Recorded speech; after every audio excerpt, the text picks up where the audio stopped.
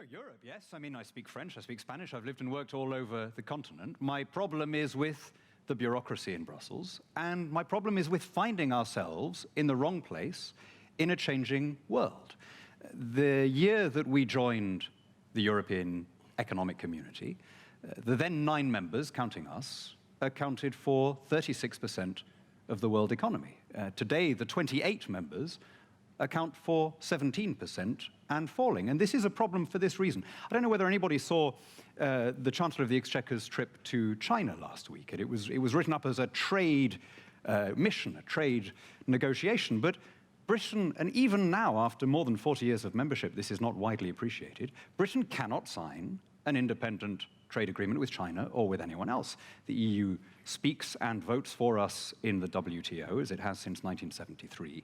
Now, when we think that China, with all the news about the slowdown, grew at 6.1% this year, is supposed to grow at 6.5% next year, whereas the Eurozone has flatlined for 6 years, I would say that puts us in the wrong place. The EU has suspended its free trade talks with India. But EFTA, the European Free Trade Association, Iceland, Norway, Liechtenstein, and Switzerland, they expect to sign a comprehensive free trade agreement with India this year. Now, which of those arrangements would suit us better? Is there a country in this part of the world that stands to gain more from unrestricted commerce with that rising giant than us? You know, India is English-speaking, at least for business purposes, common law. There are 1.4 million Brits of Indian origin. It's the 4th largest investor here, but we can't sign a free trade agreement with India because Italian textile workers don't want the competition and so on.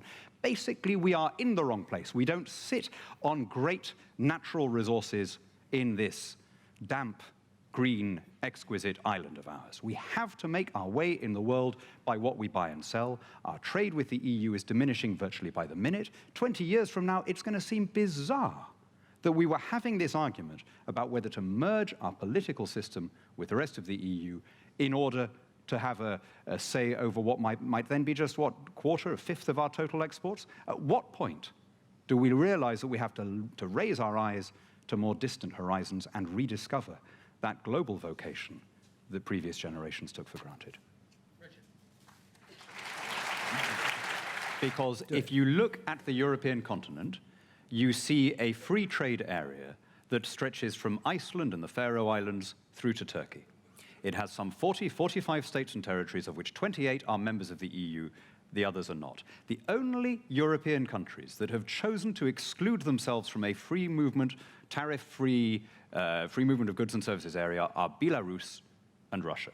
I have never heard anyone in Brussels suggest that if Britain withdrew from some of the political institutions, the common rules on immigration, foreign policy, and environment, and so on, that we would be excluded from the single market. No one has suggested that except British yes campaigners.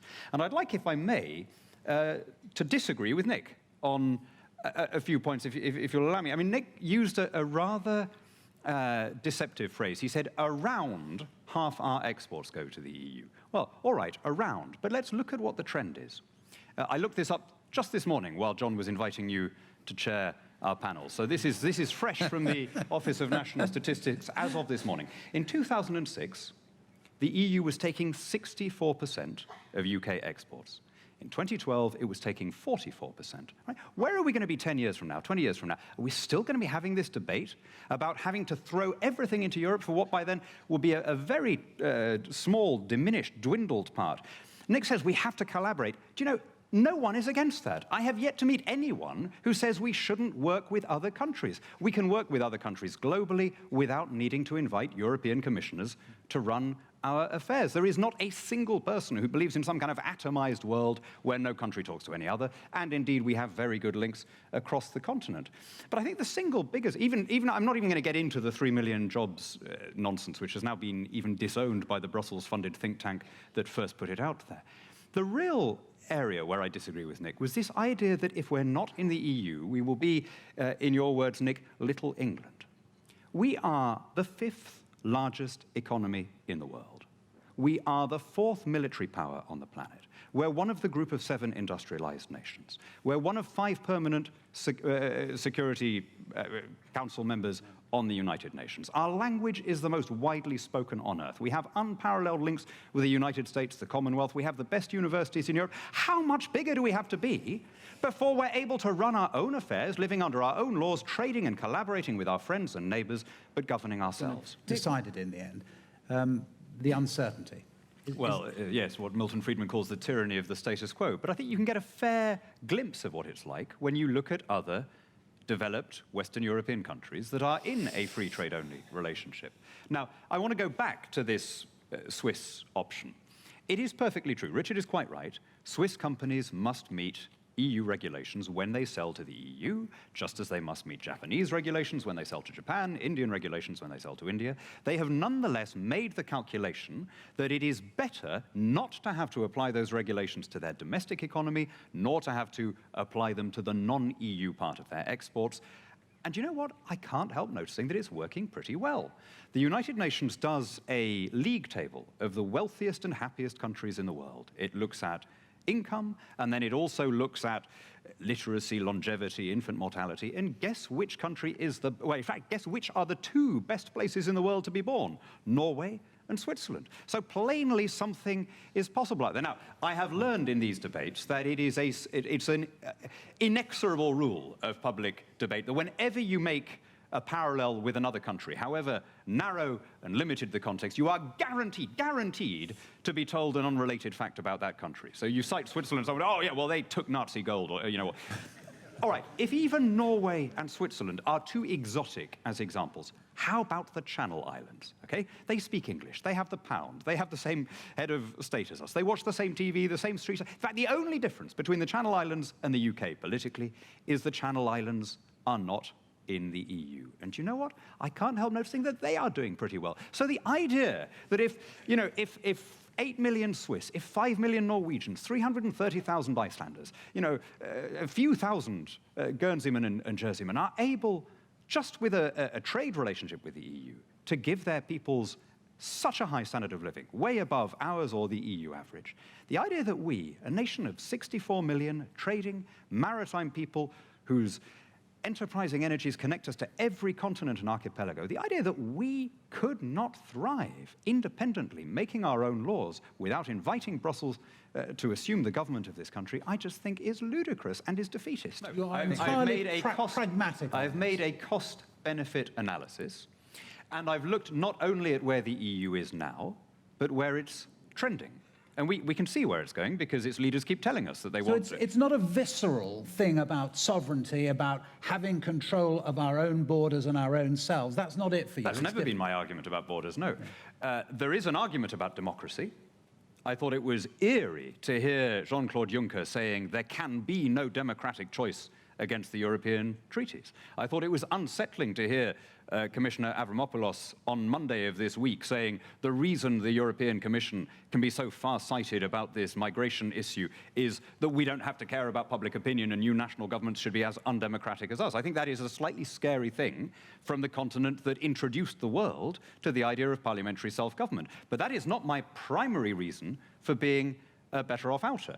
I don't think the European Union is kind of some terrible monstrosity. I think we will be a little bit happier and a little bit wealthier if we leave and rejoin the rest of the world. And I come back to this based on the fact that actually, every continent on the planet is growing except Europe, and we are in the wrong place. Look, I was partly involved in the Scottish campaign. I find it extraordinary that the SNP, which a year ago was urging Scots to vote to leave the EU as a consequence of leaving the UK, now, without a blush, turns around and says, well, of course, if the UK leaves, then that will be a trigger for another referendum. They did think they could stay. I mean, they used to argue that they could stay. There were good, patriotic, sincere people on both sides of that, as on this issue. But I find it difficult to imagine any voter in Scotland saying, well, I was for the Union, but I'm so desperate to be allowed to join the Euro that now I've switched my vote. I mean, such a person may exist, but I have yet to hear of him. I think we need to be empirical about this. I mean, Richard was saying, we all have our biases and our intuitions, and of course that's true. But we also have the capacity to judge organizations by their record. Now, the two great props of the European project were the monetary union and the border-free zone. These were the things that were supposed to make us all better off and were also supposed to make us get on better, to boost amity and collaboration among the member states. Now, look at what's happened. Extrapolate, infer from the record. Has the euro made people better off? As it has condemned millions across the Mediterranean to poverty and emigration, and millions more in Northern Europe to tax rises? Has the Schengen zone, with all that we now see, made the members, has it soothed or stoked national antagonisms? When we look at that record, are we confident that we should continue to invite the same institutions and the same people to take control of the destiny of this country? I mean, you know, Lord Owen just touched on the defense thing. I found it extraordinary. The other day, Jean-Claude Juncker came out and said, we need a European army, not to use it, you know, but just to show Putin that we're serious. Now, look, I'm no expert on Vladimir Putin's psychology, but I'm guessing that if I were Vladimir Putin, I would be pretty cheered up by the prospect of Jean-Claude Juncker coming along and saying, hey, listen, NATO, don't worry, we'll take this from here, right? I mean, now, is that, you know, what I'm saying is we can see the direction that this is going, because they keep telling us that they want to lead to a common army, a common police force, common tax policy, and all the rest of it, okay? If we vote to stay in, that is not a vote for the status quo. That is getting onto this bus whose direction is very clearly marked on the front of the vehicle. If we want to stay where we are, we get off the bus and we wave it away, we wish it good luck, and we guarantee that we'll always be there cheering them on and as good allies and good friends, but we will not bargain with our democracy. It's such a central point, that, Nick. Can we, if we stay on the bus... What we're talking about is turning off the tap. We're talking about no longer having automatically to download every new legal act, however damaging, however restrictive, however expensive. We can then, once we've turned off the tap, decide which bits of the tub we want to bail out and which bits we want to keep. And I come back to saying I think a fairly good model is those countries which are in Western Europe and in the European market but outside it. So Iceland and Switzerland in July of last year signed free trade agreements with China. Obviously, we can't do that.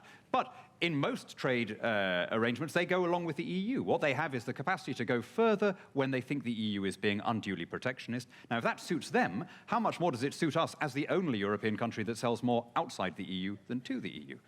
Can I ask you a question in a different way? It would be a better place. The European Union would be so much improved if it had a greater kind of sense of cultural differences around Europe. Well, indeed. I mean, if Europe were a single people, then a European democracy would be a possibility. But if you try and create a government where there is no nation, you find that it has no loyalty, no affinity, no community of identity. You can't create a democracy without the demos, without the unit with which we identify when we use the word we. If you take the demos out of a democracy, you're left only with the kratos, with the power of a system that has to compel by law what it can't ask in the name of patriotism. The reality is very few people, if any, feel, except in Brussels, feel European in the same sense that somebody might feel Hungarian or Portuguese or Swedish. But I just want to come back to the point about very people briefly, care, which I think is really important. Europe, the EU, touches almost every field of domestic life. So if you ask people in the abstract, are you interested in what's happening across the Channel and all the corruption and so on, of course, that comes fairly low. Right? But when you look at how much it affects our daily lives, right? The weekly versus fortnightly recycling is actually the landfill directive. The rigmarole you have to go through with all your old utilities bills to open a bank account is actually the money laundering directive. You know, I am now obliged by EU law to carry my kids around in car seats until they reach a certain age or a certain minimum height. I've been looking forward to discarding the wretched yogurt-encrusted blobs at a much earlier stage than that, and I speak obviously of the car seats, not the children. The point is not whether that's a good or a bad policy. The point is how on earth have we reached the stage where that kind of issue has to be imposed uniformly on 500 million Europeans? Can't we decide issues like that closer to the people that they affect? We've got a microphone over there. Yes, madam. European free market. What we're talking about, as Nick says, is losing our minority vote over the setting of common rules. But no one is suggesting that our market access would be impacted one way or the other. So the trade-off is this. You lose a minority vote over the setting of rules, much of which, as Nick admitted, was already done, was, as he said, a British creation done by 1992, in exchange for the ability to sign bilateral deals with all the bits of the world that are actually growing in a way that the EFTA countries do. Now, ask yourselves this. If we were not now in the European Union, right, given the way the economy is panning out, given the way, Nick says we're tectonically in Europe, yeah, but you know, we're in an age when geographical proximity has never mattered less. The internet makes it as easy for a company in my constituency to trade with New Zealand as to trade, in fact, easier, because the Kiwi company, unlike the French one, is English-speaking, common law, uses the same accountancy system. If there's a dispute, it's arbitrated in a way that they both recognize. You know, we would not now be making the decision that we made out of despair in the early 70s to go in with what looked like being a successful economic bloc on our doorstep when we look around and we survey the big picture, which is that every continent on the planet is experiencing economic growth except one. Briefly. But Dan, do you really think that we would have less regulation? You know, we are the gold platers of all regulation. How are we going to manage that? I don't want to bring powers back from Brussels and then leave them festering in Whitehall. I want to push them downwards and outwards do you see that to changing? local council. Yeah, I do. I think the mood in Britain is towards localism, towards the decentralisation of power. I think the government of which Nick was a member made substantial progress towards more local democracy, more autonomy. But there is a fundamental tension between wanting to push powers down in Britain and at the same time pushing them up to the European Commission. Back out to the microphone. Sense of the history. I think it makes, I mean, ask this question. Are we right to see the European Union as the cause of peace in Europe? Or doesn't it make more sense to see it as a consequence of a European peace that was based on the defeat of fascism, the spread of democracy, and the NATO alliance? Or ask this question.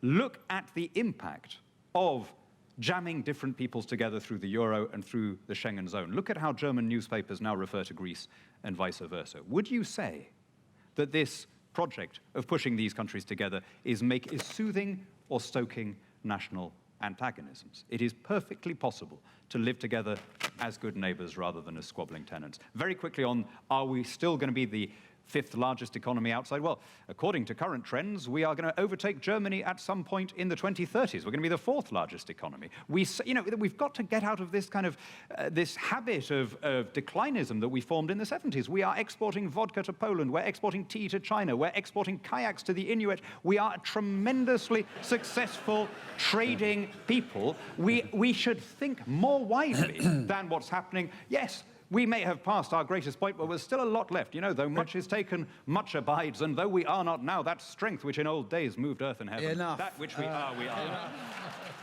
You didn't frankly have the balls to put country before party.